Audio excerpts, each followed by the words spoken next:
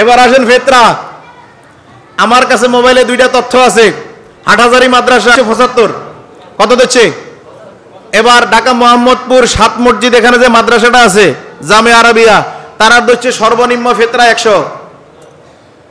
এবার আপনারা বলেন আমার ফতুয়া না দিলাম না, ওনাদের ফতুয়া, দুইটা বড় মাদ্রাসা, হাজার হাজার আলেমের ওস্তাদ তারা, সেই মুফতিরা এমন এমন আলেমের ওস্তাদ যাদের ছাত্র হওয়ার যোগ্যতাও আমাদের নাই। এখন প্রশ্ন হলো দুইজনে এই রকম ফতুয়া দেওয়ার কারণ কি? কথা বুঝেন? আমার কাছে মোবাইলে তথ্য আছে, আমি একবারে স্ক্রিনশট দিয়ে রাখছি। তাহলে হ্যাঁ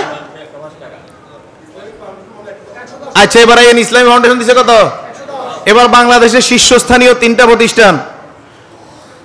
প্রতিষ্ঠান তিন রকম সিদ্ধান্ত দিল। এখন বলেন সিদ্ধান্ত কি তিনজনের ঠিক না কারো ঠিক কারো ব্যাঠিক? হ্যাঁ, তিনজনের ঠিক। আমি ফতোয়া দিলাম তিনজনেরটাই ভুল। বলে এটা কেমনে? এই দলিল দিতে আছি তিনজনেরটাই কি ভুল। সেটা কি? আপনি দেখেন সহিহ বুখারী 1506 নম্বর হাদিস, সহিহ বুখারী হাদিস নাম্বার কত কেনা? কত? 1500 আনা 1506। আন আবি সাঈদ আল খুদরি রাদিয়াল্লাহু তাআলা قال হযরত আবু সাঈদ খুদরি বলেন, কি করেন? কুন্না নুখরিজু যাকাতাল ফিতর, আমরা যখন সদকায়ে ফিতর দিতাম, ফিতরা দিতাম, সাআন মিন তাআমিন, এক সা খাদ্য, আও সাআন মিন শাইরিন, এক সা জব, কত হলো?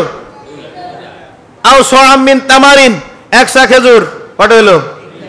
আও সাআম মিন কিত্তিন, এক সা পনির, কত হলো?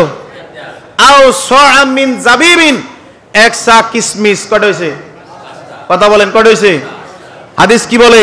আমরা ফিতরা দিতাম খাদ্যদ্রব্য অথবা খেজুর অথবা কিসমিস অথবা পনির অথবা জব, কটা বলছে? কটা বলছে? আর হুজুররা ফতুয়া দিছে কি দেন? কথা কোন?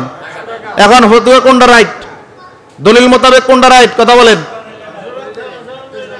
হ্যাঁ, এখন প্রশ্ন আসতে পারে, হুজুর এই যে মুদ্রার প্রচলন কেন? বলতেছি রাসূলের যুগে দিরহামের ব্যবহার ছিল, দিনারের ব্যবহার ছিল, ছিল নি? এবং এটার উদাহরণ আল্লাহ রাব্বুল আলামিন সূরা আল ইমরানের মধ্যে ৭৪ এর মধ্যে আয়াতে দিনার শব্দটাও ব্যবহার করছেন আল্লাহ।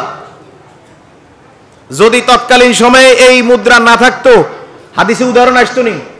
কথা কন না। আমি আপনাকে যদি বলি 5000 টাকা আপনার থেকে পাবো, 5000 টাকার 5টা 1000 টাকা নোট দিছি, এটা বৈধ? দিছি না দিছি এটা হবে পরে। 500 টাকা 10টা নোট দিছি, এটা বৈধ? দিছি না দিছি হবে পরে। আমি যদি বলি আপনাকে 5000 টাকার একটা নোট দিছি, কথা কন না, 5000 টাকার একটা নোট দিছি আপনাকে, এটা কি দিছি না দিছি ডকুমেন্টস পরে, আগে আমার কথাটা কি যৌক্তিক হবে? কেন? কারণ আমি যে উদাহরণটা দিছি এই মুদ্রাটার প্রচলন, বুঝাতে পারছি মনে হয়, এই মুদ্রার প্রচলন নাই। তাহলে রাসূলের যুগে দিনার ছিল, দিরহাম ছিল, কেন আল্লাহ রাসূল ফিতরা দিতে বললেন? কেন পণ্য দিতে বললেন? কারণ কি? কারণ আছে না নাই? ঈদ মানে কি আনন্দ, ঈদ মানে খুশি, সবার ঘরে আনন্দ থাকবে, সামর্থ্যবান খাবার খাবে, কিন্তু গরিব যে ব্যক্তি সে খাবার খেতে পারবে না, তার মুদ্রায় থাকতে পারে নাও পারে, ঈদ তো আনন্দের দিন। এজন্য তার ঘরে সেদিন আপনি যদি খেজুর দেন কিংবা কিসমিস দেন কিংবা পনির দেন কিংবা খাদ্যদ্রব্য দেন কিংবা আপনি এটাকে কি বলে যেন জব দেন, গম দেন, যাই দেন, ওই ব্যক্তি একটা খাবার বানায়া খাইতে পারবো কিনা? এখন আমরা তো সেটা করি না। আমরা আছি হুজুর ওই যে তার আয়োজন বললাম 3 জায়গায় 3 ধরনের সিদ্ধান্ত, কিন্তু হাদিস বলে আপনি কোনো অর্থ করে দেওয়ার কোনো সুযোগ নাই।